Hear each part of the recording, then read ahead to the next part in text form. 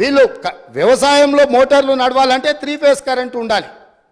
వీళ్ళు వ్యవసాయానికి మోటార్లకు 3 ఫేజ్ ఇవ్వకుండా సింగిల్ ఫేజ్ ఎక్కువ గంటలు ఇచ్చుకుంటా వ్యవసాయానికి ఉపయోగం లేకుండా 24 గంటలు ఇచ్చినము అని భ్రమలు కల్పించి రైతులను మోసం చేసిండ్రు అధ్యక్ష.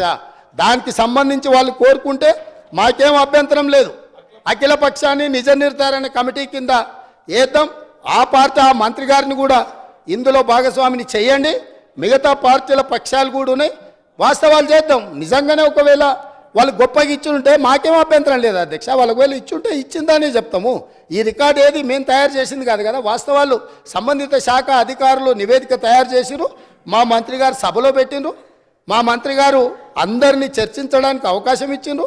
అందరు చర్చించిన దాని మీద వారి సూచనలు బాగుంటే అవి తీసుకుంటామని కూడా చెప్పినాం. ఇప్పుడు వాళ్ళు ఒక మంచి సూచన చేసిరు, మీరు జ్యుడిషియల్ ఎంక్వైరీ చేయండి, మేము సిద్ధంగా ఉన్నాం.